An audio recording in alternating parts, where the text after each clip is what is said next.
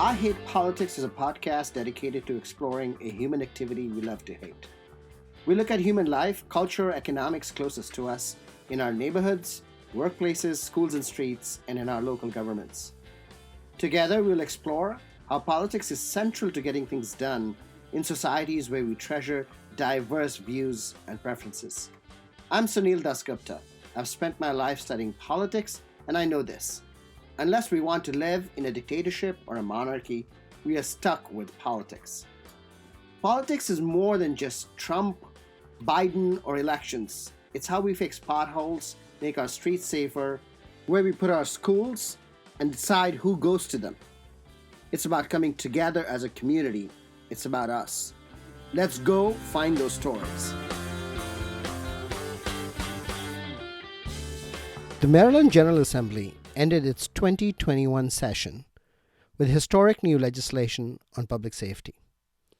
Maryland was the first state to establish a law enforcement officer's Bill of Rights in the 1970s, and now has become the first state to repeal the law. In this episode, I talk with Maryland State House Delegate from Montgomery County, Gabriel Acevero, who together with Senator Jill Carter of Baltimore has been a leading voice for police reform and accountability in the state. Two key elements of a bill they have been pushing for a few years, called Anton's Law, use of force and transparency in officer misconduct, made it into the new laws passed this session. Anton's Law is named after Anton Black, who was killed by an officer in Greensboro, Maryland in 2018. The reform legislation package also addressed body cameras and storage of body camera footage, which has proven to be critical as evidence in several cases involving excessive use of force by the police. Maryland legislators have now put themselves ahead of other states looking at police reform and accountability and command considerable attention as others look here for how to do this right. Since the death of George Floyd in 2020, a national movement for police reform and accountability has called for defunding the police. Since Derek Chauvin's just concluded trial, the U.S. Department of Justice has launched an investigation of the Minneapolis Police Department.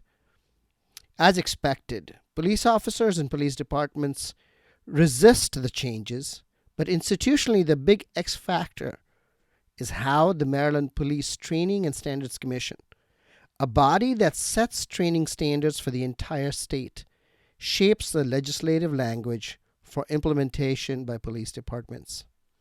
The commission is primarily comprised of police officers, chiefs, sheriffs. Maryland and Montgomery County Senator Will Smith Jr., who chairs the state Senate's Judicial Proceedings Committee and held out longer than most on getting the language of the public safety bills right, sits on the commission as well, but in an advisory capacity. The commission, as it stands today, is a recent 2016 creation of the State General Assembly. Full disclosure, Delegate Acevero used to be a student of mine at UMBC between 2009 and 2011. It was great to be able to ask him questions again. Also in this episode, we use music from a locally composed full-length musical, Sunflower, the story of Amalie and Vincent. Composer Primula Mistry is a music teacher in DC Public Schools. Her collaborator, Laura Gully, used to live in Northern Virginia, but now lives in Texas. The choir includes DCPS students. If you want to showcase your music on the podcast or know someone else who does, please email ihppod@gmail.com. But first, the news roundup.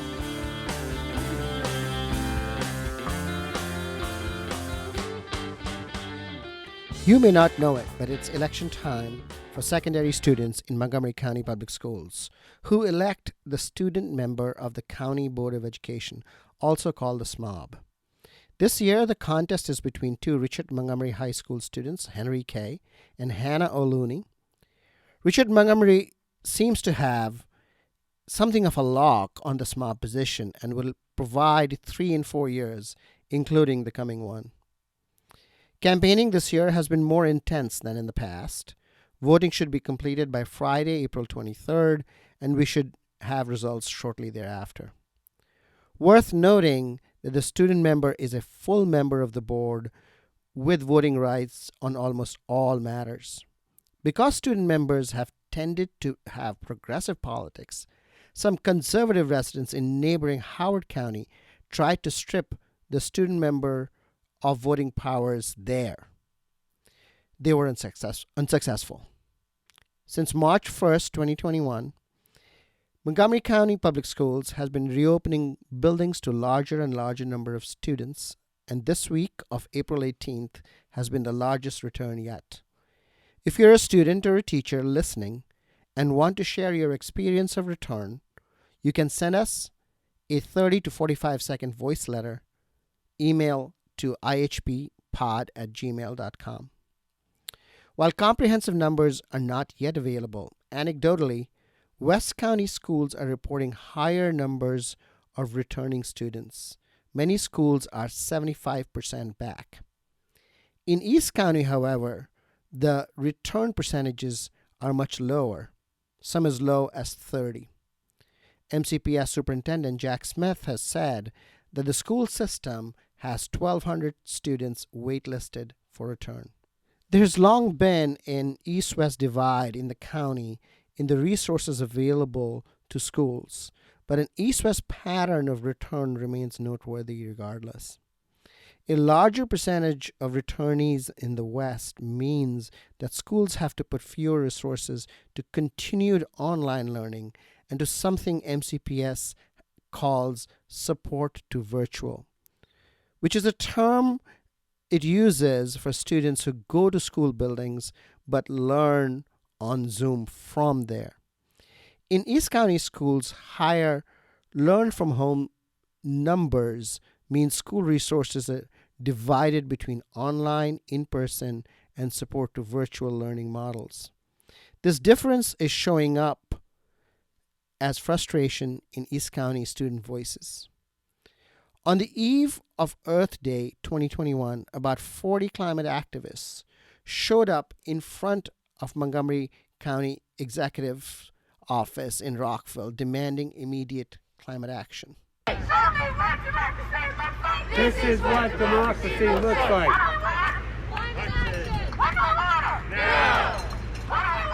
Climate action. Now. Climate action. Now. The protest was organized by, among others, students from Sunrise Rockville and members of the Extinction Rebellion, which are local climate action groups. The demonstrators were critical of County Executive Mark Elrich for doing little after declaring a climate emergency. The students were also very upset with Elrich's dismissal of them as worthy interlocutors. Not sure if County Executive Elrich was looking down from his office. The entire executive office complex remains COVID empty. But politicians are consequentialists and would surely look at the small gathering and wonder how much the bulk of the county residents really cared about climate action. The talk of following science masks the pursuit of votes, or conversely, the neglect of issues where voters seem to be disinterested. Montgomery and Loudoun County Departments of Transportation have agreed to conduct a joint study of how to bring back White's Ferry, the crossing on the Potomac River that has been in operation for nearly 200 years. An early episode of this podcast examined the White's Ferry debacle, the long-running commercial dispute between the ferry operator and a landowner on the Virginia side finally closed the ferry down in January 2021. The ferry's owner sold the operation to Chuck Kuhn of JK Moving, a Loudoun County resident, but the sale did not bring a resolution. The landowners on the Loudoun side want a piece of the operations and appear to have as deep pockets as Chuck Kuhn and are willing to fight it out. The involvement of two county governments opens the possibility of acquiring the Virginia landing site with eminent domain finding a new landing spot, or starting a publicly owned ferry service. Over in Fairfax, the local government passed laws removing age restrictions on who could rent basements and accessory dwelling units or in-law suites. Montgomery County broadly legalized accessory dwelling units recently. The county does not require landlords to get a rental license when renting to 5 unrelated people if the landlord lives on the premises. Unclear what happens for non-residential landlords with basements and ADUs. Meanwhile, in Tacoma Park, the decades-long political fight over redeveloping Tacoma Junction, a landmark site for a much-beloved co-op store, has heated up again and brought out protesters. To which our friends at the Tacoma Torch said this: Tacoma Park celebrates Earth Day by preserving low-density suburb with lots of parking. Recently, Tacoma Park marked a bold new era with the sale of one single-family home for $1.7 million. Montgomery County Council member Craig Rice has proposed legislation that would require panhandlers to get a permit before asking for money on the streets. The permit would be free, and Rice justified it in the name of pedestrian safety.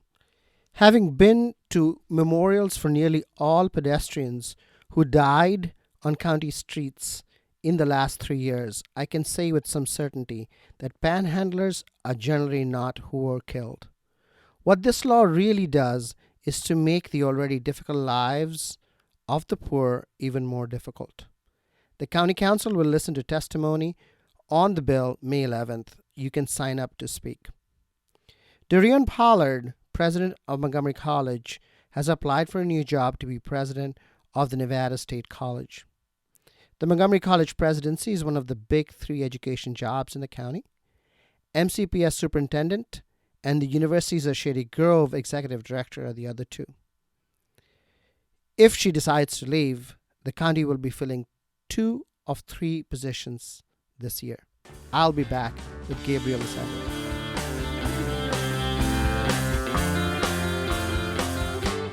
Gabriel Acevero, welcome to I Hate Politics. Pleasure. Thanks for having me. You were one of the leaders of the police reform and accountability laws that the General Assembly passed in 2021. And what are the highlights? Yeah, so I think it's important just to take a couple of minutes to talk about how we got here, because last year, in the midst of all the protests nationally over the killing of George Floyd and Breonna Taylor and so many other Black, Latinx, Indigenous people of color in this country, there was a movement right here in Maryland, particularly within the General Assembly, to look at the issue of police accountability. And a work group was set up by House Speaker Adrian Jones. And I was honored to have been appointed to that work group that included both Democrats as well as Republicans and folks from different backgrounds. Over the past 10 months, we listened to impacted communities. We listened to subject matter experts. We listened to law enforcement, as well as prosecutors, public defenders, and a number of folks. And what we developed was a report that was later published. We were really charged with 4 areas. 1, ensuring that all law enforcement were equipped with body cameras, but also looking at storage. We also looked at the Law Enforcement Officers' Bill of Rights, which is a law that Maryland is the first state to have passed in the early 1970s, that a number of other states have since followed suit, that in essence provide officers accused of misconduct with procedural protections and ensuring that, there's no kind of a community oversight and control, really. And so we were supposed to look at whether to reform it or repeal it. The third thing was around use of force, and the viability of a statewide use of force standard, but also ensuring that we are including criminal implications for those law enforcement officers who do not follow that use of force standard. And then lastly was independent investigations and prosecutions of cases of police-involved killings, injury. And so we issued that report from the work group shortly after. And a number of legislators sort of went to work in introducing their bills. I've been introducing police accountability legislation since being elected to the House. One such bill is called Anton's Law, named after Anton Black, a 19-year-old college athlete that was killed in police custody on the Eastern Shore. So you've been working on this for a number of years, especially since Anton Black's death. But this year was special. What do you think happened this year that allowed this extraordinary package to go forward? I think the movement nationally really helped that, but also I think credit should go to Speaker Adrian Jones, who had decided to set up this work group to look at these really important areas, to not just put forth a report that people could look at, but for us to then say, okay, this can be translated into legislation. Let me ask you about the use of force standard. What was it before and how did it change? Well, that's the thing. There wasn't a standard. And according to the Supreme Court, because it was really off a Supreme Court ruling, right, that it was what the officer deemed as reasonable, or if he, she, or they, in essence, were reasonably in fear of their lives.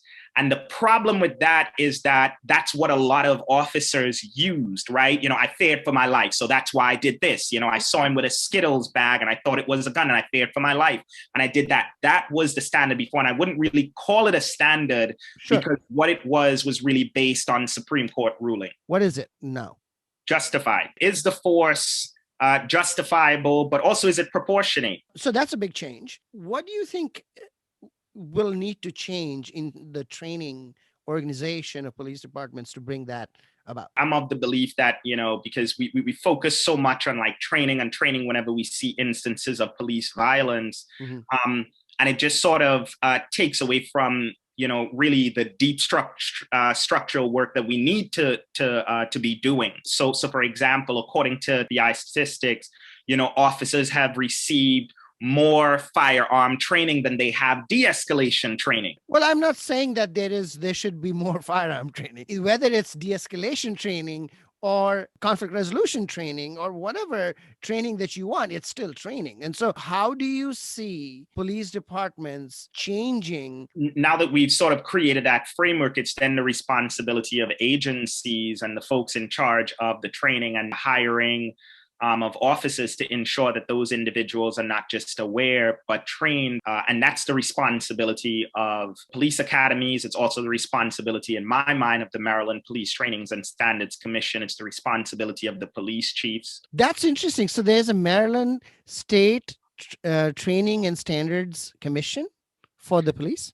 So there's a Maryland Police Trainings and Standards Commission, which in essence is responsible for not just the kind of training and standards, but also the certification of officers. Right. And this is what made the whole Anton Black case so relevant, is that Webster, when he was an officer in Dover, Delaware, had multiple use of force reports and complaints on his record.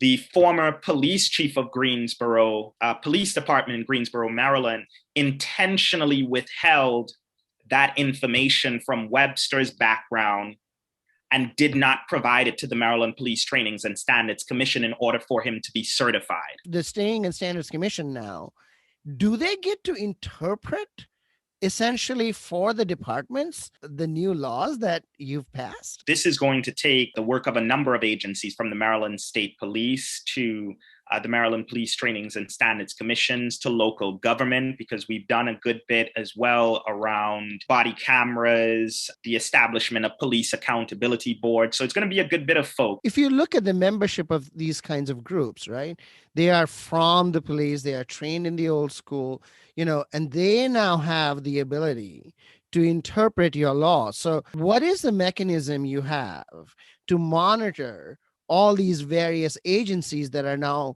you've now suddenly made responsible for bringing about these changes? Well, these agencies have always been charged with this area, the responsibility of not just law enforcement agencies, police chiefs, but also the Maryland Police Trainings and Standards Commission. Correct. To ensure that that is the kind of a standard we're following in the training as well. How will you monitor them is the question. Well, we have oversight of agencies. There's also, I know there's some mechanisms, some language that we put in there around reporting, around use of force, et cetera. And if agencies do not report, then that could mean a restriction of funds. Sure. There are several mechanisms for oversight, but yeah, we wanted to ensure that what we do is clear and agencies understand what needs to be implemented. Right? Is there a funding piece in this entire package of laws? I think what we're looking at is a state and local effort to ensure that we're funding body cameras, because we not only have local law enforcement, we also have state, right? Maryland state troopers. So now we have a good set of understandings of, what the law does and what you're hoping it will do. A big part of this depends on how the police departments behave. Your efforts have been opposed by police unions. What is your expectation going forward about how departments are going to react to this new law? Not to sound curt, but it doesn't matter what departments think in terms of our new law. I think the responsibility of agencies is to implement those laws that we pass. I can tell you what the position of the Fraternal Order of Police is, but in terms of police chiefs, there have been some who have come to Annapolis and sheriffs to testify in support of police reform, and they supported some, and not taken a position on others. Maybe this is not the right analogy, but my experience with adult humans. Adult humans. No, and this is a good one. As adult humans, especially in my classrooms, even I can't get students to do what I want unless they want to do it themselves. And here we are talking about police officers that have a certain sense of their own self. And you're saying it doesn't matter what they think. I'm not sure it doesn't matter. I mean, you've got to take into account at some point how they feel about it and whether they are going to cooperate or not. Have you thought about that? During the work group, we've heard from a number of stakeholders in this conversation, right? And that's part of the reason why we had the work group and we had these many listening sessions and hearings. And I can tell you this, we pass a lot of bills where agencies are usually opposed to, right? Because really no agency likes it when you're in essence telling them that your way of doing things has to change, and it has to change drastically in order to serve a very diverse community and constituency, right? Sure. And so I think when it comes to police departments and police officers, I mean, this is not none of this is anti-police legislation. We are talking about building community trust. The biggest threat to a good police officer is a crooked one, right? And we have a responsibility of creating a system where we root out those corrupt, racist and abusive cops so that the profession and those who entered it for the right reasons and are doing it for the right reasons, right, aren't being painted with that broad brush, but also are able to do their jobs with dignity without thinking that the community views them a particular way because of the actions of, other individuals, right? So this is really about, transforming policing, but it's also about, those folks who are doing the good work each and every single day, walking the beat, connecting with the community. We'll be right back.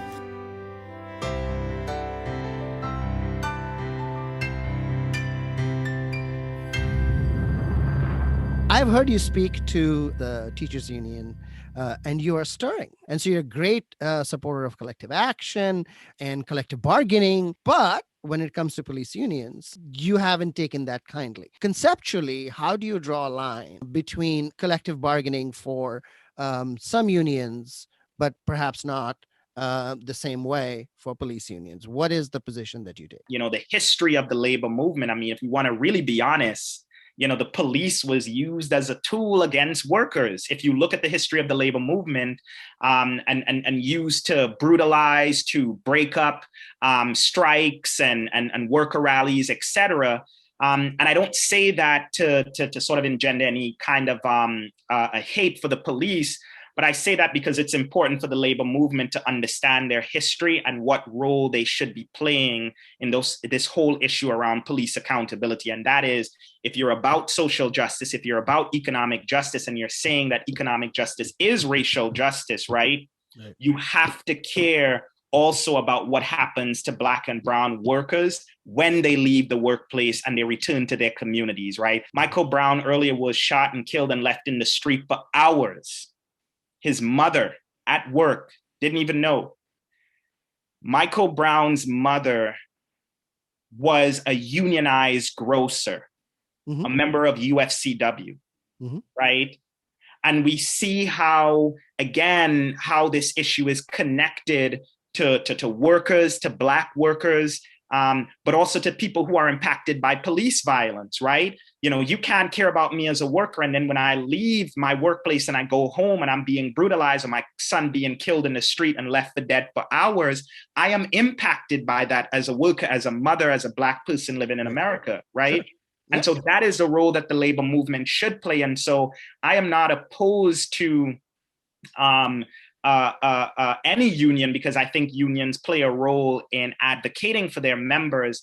But what you advocate for, if it directly contradicts what the labor movement is about around social, economic, racial, environmental justice, then that is something that we should call out and distance ourselves from as people who care about the labor movement, care about workers' rights, and care about Black lives. And this is the moment, right, for unions and union leadership to say, look, we need to take a stand against police violence, and any union, right, or any police association that aligns itself against police transparency and accountability, we cannot stand in solidarity with those individuals and those unions, because that's what it looks like, right? That is what it looks like. All of these issues are intertwined. Of course it's interconnected, right? And that's why, though, if police unions decide now, the legislators think they can do what they want, what if they have a slowdown? What is your response to that? That speaks to really who they are and where policing is, if we ever get to that point, right? How so? Because if you are in essence saying that the laws that we pass that would ensure greater transparency and accountability, something that communities have been demanding for a very long time, right? That I am then not going to fulfill my oath to protect and serve the community, right, that I'm patrolling, then I think that speaks to the character and to the individuals who hold that belief rather than us or the community, because, and it really goes to a reimagining of public safety, because if this is the response to transparency and accountability, then I think it just speaks to a very deep and concerning culture within policing that we should all be concerned about, because whenever— But how do you address that? Yes, I agree with you. It is concerning, but how do you address it? The only way that we could address that is by ensuring that we're recruiting the right people for this, right? Because not everyone can do this job, and not everyone should do this job. And we're seeing that every single day. All right. So let me ask you, how do you recruit correctly to be a police officer? What are your requirements then? Well, for one, I think someone should certainly live in the community that they're serving. And I think if we look at police departments across the country, even Montgomery County, right? A lot of police do not live in the communities that they serve in. And so when you don't have that connection to the community, or you don't see that community as somewhere where you live, then you're not as committed. Okay, what about the argument that the police officers are not paid enough? Certainly teachers are not paid enough to live in the community, right? Well, how do you address that? Well, I think, and that speaks to housing policy. I absolutely think public employees do not make enough. Correct. Right? Whether it's educators, whether it's law enforcement, whether it's the postal worker, we don't pay public employees enough. And I think the way that we sort of incentivize folks not only living and staying there in their community and acknowledging the fact that Montgomery County is an expensive place to live. Right. What is our housing policy, right? What are we doing around affordable housing, and what are we doing around providing credits to those who want to live and stay in Montgomery County? I think there are a number of things that we Right. can So the look police at. officer can say it's all very well to say that I should live in Montgomery County, Delegate Acevero, but you're not paying me enough to live here. So, if you are going to do reforms, you should housing reform should be part of your package, and it ain't. Well, housing policy is something that we address at the state level, but when we talk about Montgomery County and incentivizing folks to stay in Montgomery County, I think that's more of like a local housing policy, right? What is being done? I think at the state level, and you've seen this in the past, we provided credits. I know the General Assembly has passed tax credits to ensure that folks are able to move and stay in the communities that they serve in. But I think it requires action, not just at the state level, but at the local level, especially, right? Because yes, states determine what is permissible policing, but policing is really state and it's largely a local function, right? And so local policy, local housing policy got to reflect what it is that we're talking about here. I've heard people say that if police officers decide to quit as a consequence, or it becomes harder to find recruits. What if crime stats start to go up? Have you thought about that? I don't see the data lines up with what folks are suggesting and saying, that, like for instance, a lot of my colleagues were saying that, if we pass these laws, it is going to impact police morale and hiring and recruiting. There's never really data to accompany this, or we're seeing resignations of a ton of police officers as a result of this. New York passed some pretty significant police reform measures last year. Florida is looking at it. Colorado did. They ended qualified immunity in state court. You only hear this line, this narrative that really is used by some police chiefs and the FOP, halt action on police transparency and accountability, in my opinion. If you are leaving because we're passing police transparency and accountability laws, then you should not have been in the policing or law enforcement profession to begin with. Okay. All right. Let's talk about what remains to be done. What are the things you think that remain to be done in Maryland around police reform and accountability? During the House floor debates on the police accountability package, I offered a number of amendments that I think would have strengthened the already existing legislation at the time.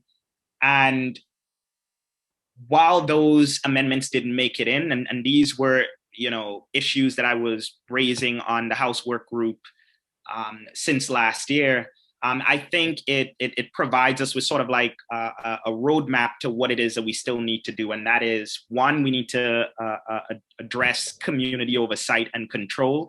I think a big part of this quote unquote reimagining of public safety, as a lot of folks talk about, it must mean community oversight and control over the way public safety is administered. Specifically, what do you mean? So in other words, what I'm talking about is civilian review boards with the investigative, subpoena, and disciplinary powers to look into and to make determinations on cases. So some jurisdictions have civilian review boards. Baltimore City has a civilian review board, but it does not have a TEEP, right? It doesn't have a lot of power, the powers that I just described. And that's what community oversight and control looks like, right? And this is not a novel idea. When we talk about community oversight and control of public safety, this is what HOAs do, homeowners associations, right? They contract with security companies. They determine who patrol their streets. They know who are patrolling their streets, right? And they determine how that happens. And if they're not pleased, then they look at another structure, right? So this is not a novel and uncommon idea. What we're advocating for is for real community oversight and control, and I think that's outstanding. The other thing is we need to address white nationalism in law enforcement.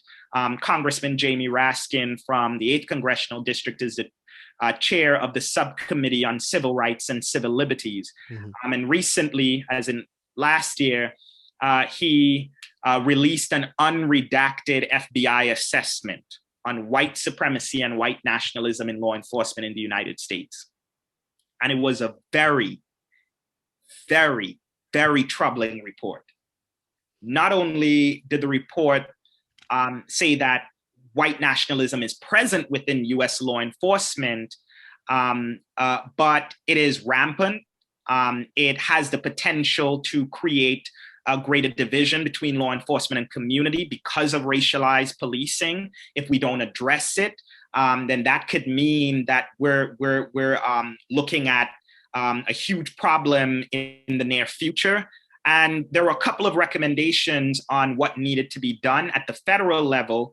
But one thing that I'd like to see is us examining white nationalism within law enforcement in the United States. And so that was one of the amendments that I offered that would in essence charge the— You mean Maryland?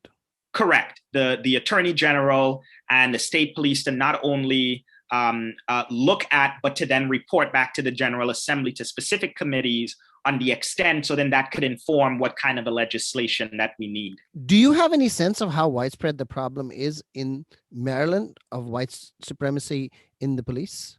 And that's the thing. That was the purpose of my amendment, to find out the extent of that. What we know from the report that Congressman Jamie Raskin's subcommittee released is that white nationalism is very much present in US law enforcement. That's all across the country, right? So Maryland is not immune to that. Why do you think that didn't go forward?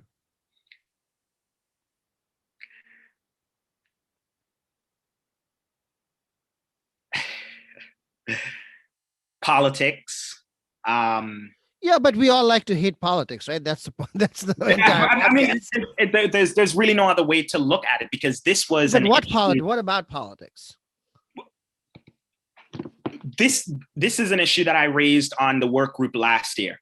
I would have liked that we discussed, debated, and addressed it, and that be a part of the work group report that we put out. Unfortunately, it wasn't. The frustration that I have with the General Assembly is that as a Democratic supermajority state legislature, we can go further on legislation, but we don't. And I'm often the one on the progressive wing of the party on the left saying, no, we need to go further. I know we can go further, and either being seen as, troublemaker is really politics, because we know we can go further, right? But we're not, because we believe that we've done enough, right? Enough to say that we've addressed this and we will come back to it. And when we talk about the issue of police violence, because police violence is not new to American public discourse, right? We've been having this conversation for a very long time, right. But specifically, Black people have been having this conversation with the rest of America for a very long time, right? And we have not seen meaningful and comprehensive change over the years. We've seen some changes, some reforms, but not to the extent that impacted communities are calling for. And therein lies my frustration is, are we going as far as we need to, and as far as impacted communities are calling us, because I'm asking us to go, because those closest to the pain are closest to the solution, but seldom are they closest to power. And it's our responsibility as legislators to listen, to look at the data, and then to listen to impacted communities, and then legislate, but go as far as we can. And that's always a frustration for me, because I'm an impatient optimist, and I know we'll get there, but this is one of those issues where I believe we just can't be incremental on, right? Incrementalism is not the approach to police violence. Never was, and it never should be. Okay, Gabriel. Thank you for coming on. I really appreciate it. Yeah, no, it's always good to be in conversation. I appreciate you just making the space for a topic like this.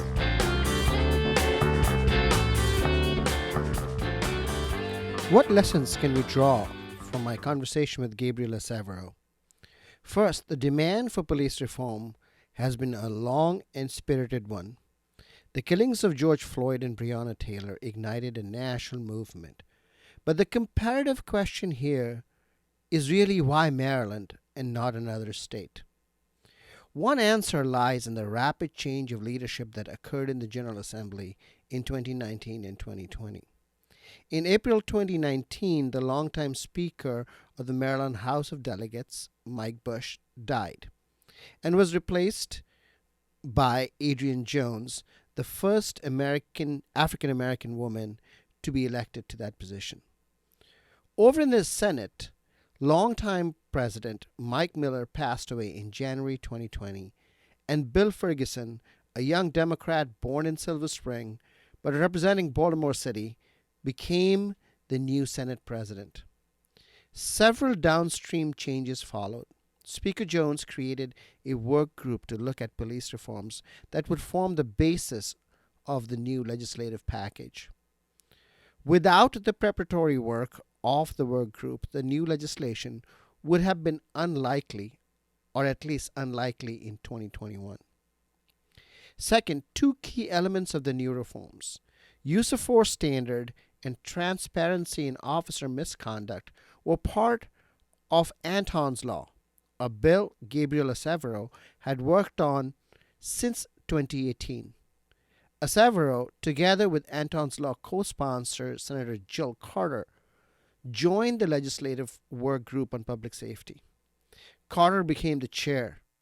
It's not surprising that the key provisions of Anton's law made it into the new reforms.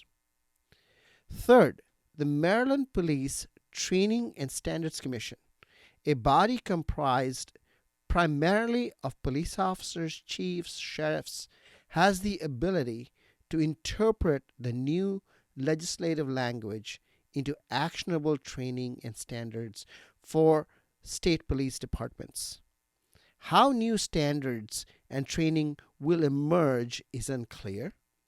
The police unions have opposed measures, and rather than inertly accept the new directions, we are likely to see contestation over how the new law comes into force.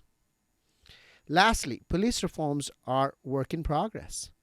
Gabriel Acevero mentioned civilian oversight boards being armed with subpoena powers and an investigation into white supremacy in law enforcement in Maryland. He is also deeply involved in removing police presence from schools. All those are highly contested issues, and we will continue to follow them. We end this episode with the voices of two students from public schools not in the western part of the county.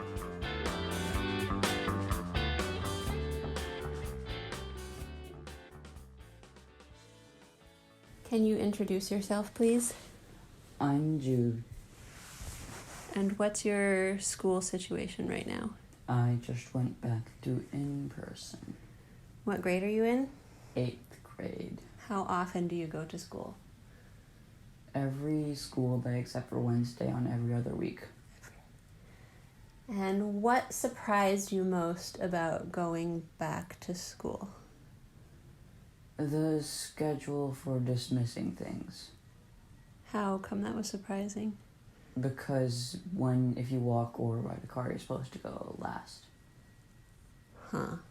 Okay. And what did you find the most silly or ridiculous about going back to school? Same as what I just said. What did you like best about going back to school? Playing instrument, since I do orchestra. And I actually was able to play my instrument with a group of people. And you hadn't been able to do that? Nope.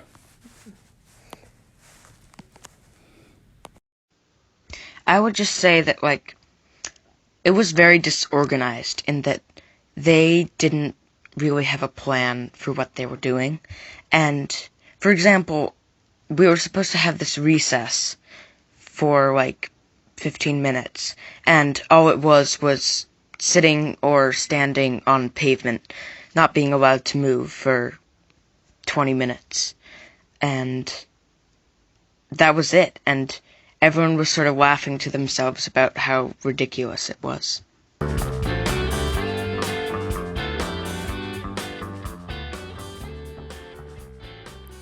That's all for this episode. The interlude and going out music for this episode comes from a new locally written musical, Sunflower, the story of Amalie and Vincent, which was composed by Washington, D.C. music teacher Premila Mistry and her formerly Northern Virginia-based collaborator Laura Gully. You can find the musical on iTunes. I'm very much looking forward to showcasing local talent and especially local music students on the podcast. If you want to share your music on the show or know someone who might want to, please email us at ihppod@gmail.com or reach out on Twitter at ihppod.